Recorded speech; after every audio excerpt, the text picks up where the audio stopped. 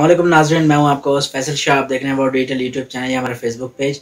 आपने हमारी वीडियो देखने के लिए टाइम निकाला, आपको बहुत बहुत शुक्रिया। अगर मुनासिब समझे तो हमारे चैनल को सब्सक्राइब करें। नाज़रीन, जो बाइडन साहब आ गए हैं, ट्रंप साहब चले गए हैं, ट्रंप साहब का दौर ख़त्म हो गया है। जो बाइडन साहब की हल्फ बर्दारी थी 20 जनवरी को, हम आपको बताएंगे कि उन्होंने आते ही कौन से ऐसे अहकामात हैं जो जारी किए हैं, कौन से ऐसे 5 वादे हैं जो उन्होंने किए हैं अपनी आवाम के साथ।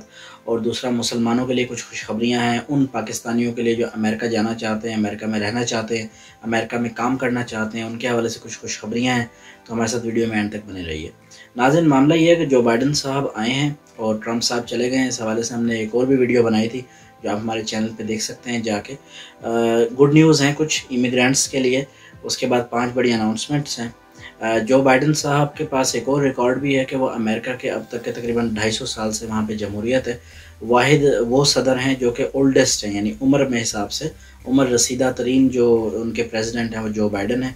उनकी उम्र 78 साल है जनाब, बहुत ही ज़्यादा सीजन सियासतदान है और पिछले 50 साल से अमेरिकन पॉलिटिक्स के साथ उनका ताल्लुक़ है। और सबसे पहली जो उन्होंने ओथ ली थी as a senator of America, आज से 50 साल पहले, वो उन्होंने हॉस्पिटल से ली थी।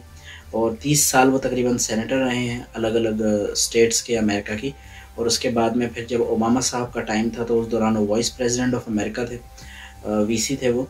और उसके बाद में बहुत ज़्यादा कंसल्टेशन देते थे वो ओबामा को। ओबामा ने अपनी किताब में भी उनका जिक्र किया है, बहुत अच्छे अल्फाज में जिक्र किया है, बहुत ज़्यादा समझदार और ज़ीरक सियासतदान के तौर पे किया है।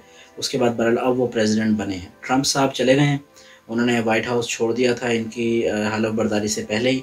और पहले के जो प्रेसिडेंट होते थे वो अपनी मौजूदगी में नए प्रेसिडेंट का हलफ होता था तो वहाँ मौजूद होते थे, लेकिन डोनाल्ड ट्रंप साहब मौजूद नहीं थे। लेकिन उन्होंने नेक तमन्नाओं का इजहार किया है इस नेक्स्ट प्रेसिडेंट जो बाइडन साहब के लिए, और वो बहरहाल चले गए हैं। लेकिन उनके वाइस प्रेसिडेंट जो थे पेंसे, वो मौजूद थे इस तकरीब के दौरान।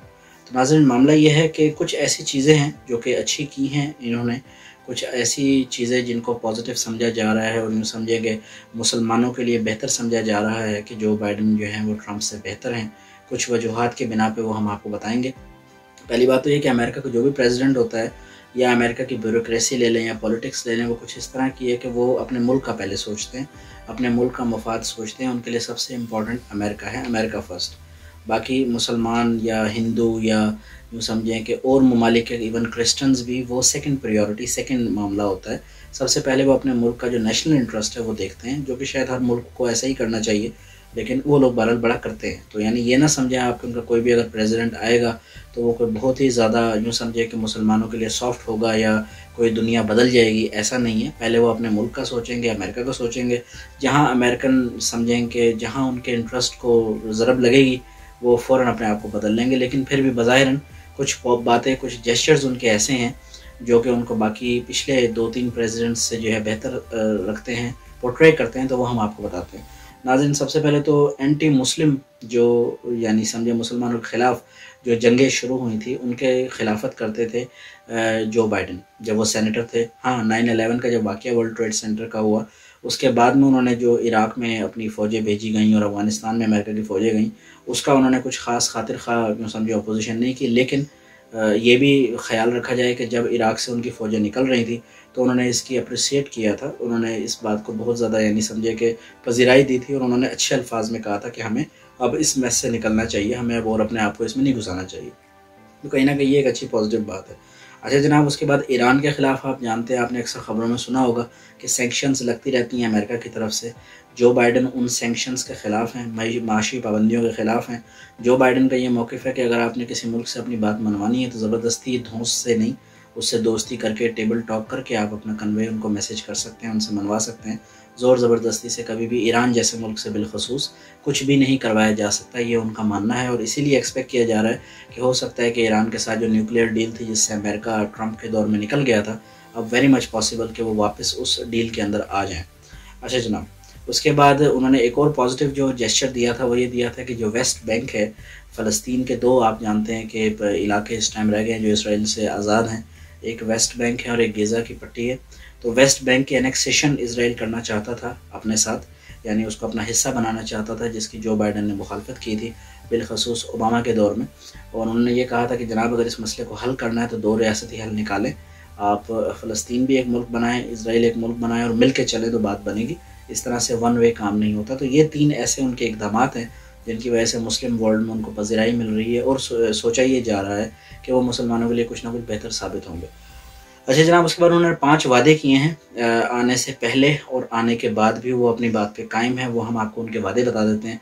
इमीडिएटली जो अपने पहले 100 दिनों में उन्होंने काम करना है वो ये है जो कि उन्होंने कहा है, और एक्सपेक्ट ये किया जा रहा है कि विद इन 10 डेज़ वो इन 5 वादों को पूरा कर लेंगे।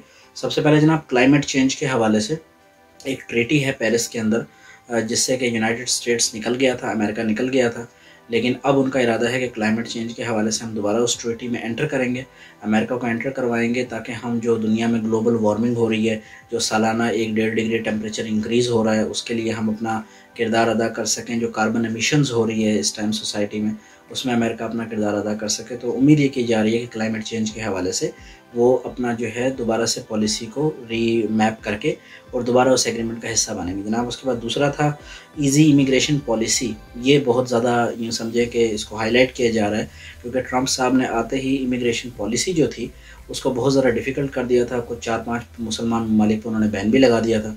तो अब एक्सपेक्ट ये किया जा रहा है कि वो इमिग्रेशन पॉलिसी ईजी करेंगे। अमेरिका में जो स्किल्ड वर्कर जाना चाहते हैं और अमेरिका की कम्युनिटी या अमेरिका का as a country, as a nation उसको बिल्ड करना चाहते हैं, आपको पता है अमेरिका में क्रीम ऑफ क्रीम जाती है सिर्फ, तो वो उनके लिए आसानियाँ पैदा करेंगे, ये एक्सपेक्ट किया जा रहा है। और शायद वो 5 मुल्कों का बैन भी जल्द से जल्द हटा देंगे।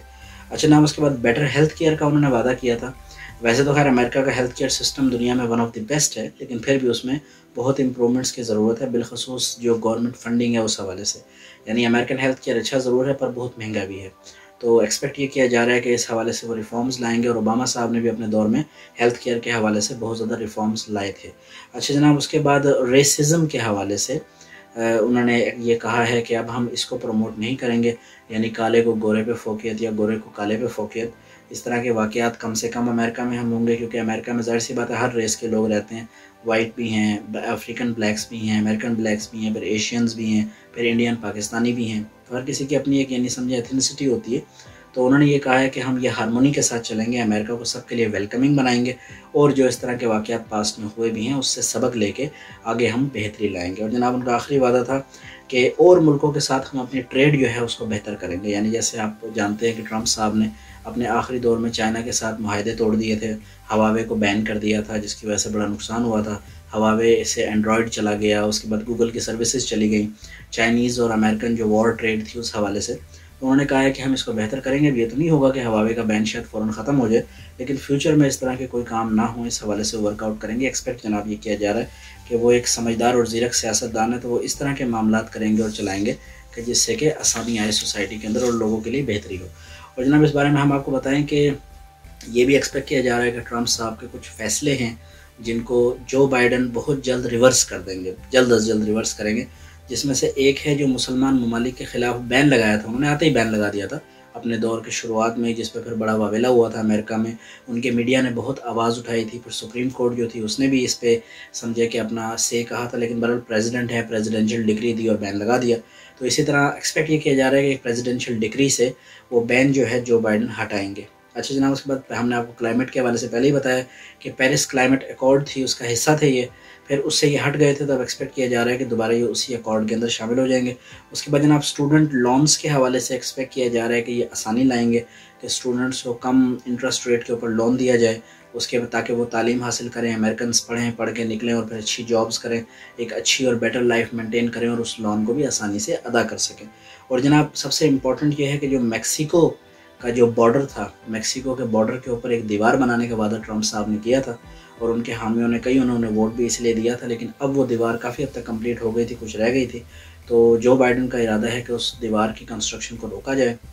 अब वो उस दीवार को गिराएंगे या नहीं, वो एक दीगर मैटर है जो बन चुकी है, लेकिन बाल फर्दर रोकेंगे। और जो फैमिलीज़ उस दीवार की वजह से ही आपस में एक दूसरे से जुदा हुए हैं, अमेरिकन और मैक्सिकन्स, उनको वो आपस में मिलाएंगे।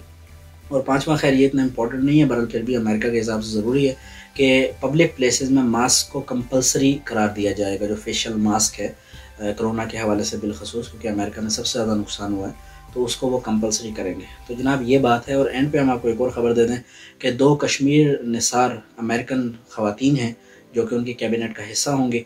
तो कहीं ना कहीं कश्मीर की आवाज़ भी उनके कानों में गूंजती रहेगी वक्तन फ़वक्तन, क्योंकि इन दोनों एक्टिविस्ट ने पहले भी कश्मीर के लिए अमेरिका में आवाज़ उठाई है। تو دیکھنا یہ ہے کہ اس حوالے سے جو بائیڈن کیا پالیسی اپناتے ہیں، نوئنگ دیٹ کہ ان کی جو وائس پریزیڈنٹ ہے وہ ہاف انڈین ہے اور ان کا ووٹر جو ہے بہت زیادہ انڈینز ہیں، اس کے بعد ان کی اپنی کیبنٹ میں بہت سارے انڈین امریکنز ہیں، تو دونوں طرف سے کہیں نہ کہیں معاملات ہوں گے، لیکن اب دیکھنا یہ ہے کہ وہ کس طریقے سے اس کو بیلنس میں لے کے چلتے ہیں۔ تو جناب یہ تھی آج کی ویڈیو، اگر آپ کو ہمارا کام اچھا لگے اور آپ مناسب سمجھے تو چینل کو سبسکرائب کریں، لائک کریں، اپنے دوستوں کے ساتھ شیئر کریں۔ ایک 5-6 منٹ کی ویڈیو آپ تک پہنچانے میں آلموسٹ ہمیں 3 گھنٹے لگتے ہیں، اور ہم ڈیلی کی 3 ویڈیوز بناتے ہیں آپ کو باخبر رکھنے کے لیے۔ جب آپ کی طرف سے ہمیں لائک ملتا ہے، کامنٹ ملتا ہے، بالخصوص شیئر ملتا ہے واٹس ایپ یا فیس بک کے اوپر، تو ہمیں لگتا ہے کہ ہماری محنت رائے گا نہیں گئی۔ پاکستان زندہ باد۔